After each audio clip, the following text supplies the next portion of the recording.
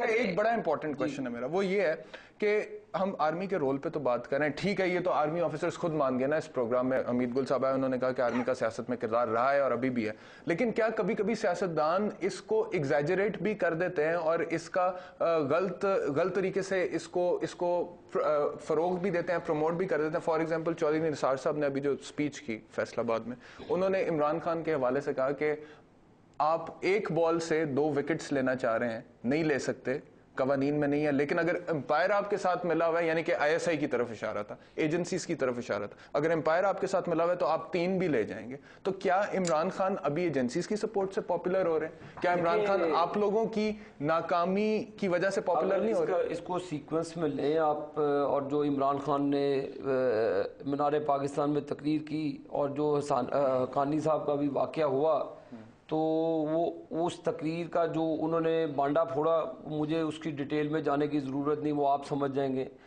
ये Cameron Munter के साथ जो मुलाकात करवाई DGISI ने, इसका मतलब आप खुद समझ जाएंगे। देखें, लेट द पीपल डिसाइड। मैं गलत हूँ, मेरे पे आप तनकीद का हक रखते हैं, आप करें, बिल्कुल करें। देखिए, मैंने आपको कहा है कि 5 उंगलियां एक नहीं, चाहे आप सहाफत की ज़ुबान में आ जाए, अदलिया की ज़ुबान में आ जाए, जिधर मर्जी आ जाए, कुछ ना कुछ है, लेकिन हमें अपने घर को पहले दुरुस्त करना चाहिए, अपने आप को दुरुस्त करना चाहिए, तो फिर लोगों को एक चेंज नज़र आनी चाहिए, फिर लोगों को ये फैसला करना चाहिए। ना तो ये आर्मी को फैसला करना चाहिए, ना किसी और को करना चाहिए। अगर मैं गलत हूँ, मैं करप्ट हूँ, मैंने आपको खुशहाली नहीं दी। अब देखिए, अभी हमें नजर आया, अभी हमें जरदारी का नजर आया, इलेक्शंस रिग्ड हो जाते हैं। अब तबाही का रिग्ड इसीलिए होते हैं ना, जो ये एजेंसीज और एस्टेब्लिशमेंट बीच में अपने मनपसंद लोगों को इंट्रोड्यूस करती है। मेरे पास बिल्कुल खत्म हो गया। आखिरी सवाल अंसार अब्बासी साहब आपसे करना है मुझे। बात हुई चीफ जस्टिस इफ्तिखार मोहम्मद चौधरी साहब ने कह दिया कोई सुप्रीम कोर्ट का जज PCO पर होत नहीं उठाएगा। क्या ये बहुत है? क्या इस तरह से हम फौज की मुताखलत सियासत में हमेशा के लिए बंद कर सकते? नहीं हो सकती। क्या मिलिट्री डिक्टेटर्स के खिलाफ आर्टिकल 6 की कार्रवाई नहीं होनी चाहिए? बिल्कुल होनी चाहिए आर्टिकल 6 की। हुकूमत आएगी तो आर्टिकल 6 की कार्रवाई होगी। कॉन्स्टिट्यूशन की जो वायलेशन नहीं होनी चाहिए। मैं अंसार अब्बासी साहब से 100% इस बात पे मुत्तफिक हूँ।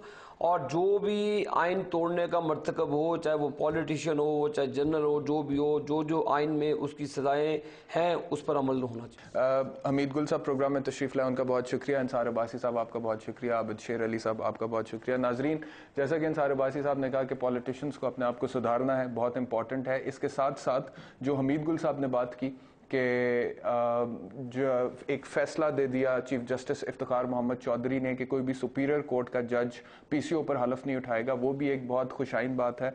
लेकिन इसके साथ साथ आर्टिकल 6 की कार्रवाई, जिस पर आबिद शेर अली साहब ने भी इत्तफाक किया, और इन्होंने ये तो नहीं वैसे क्लियर किया कि इनकी हुकूमत आएगी तो ये करेंगे, इसकी इब्तिदा ये कह रहे थे ये शुरू करेंगे। तो अब हम इंतजार करेंगे, देखेंगे कि जब PMLN की हुकूमत आती है तो आर्टिकल 6 की कार्रवाई होती है नहीं होती है। अगले प्रोग्राम तक के लिए इजाजत दीजिए। अल्लाह हाफिज।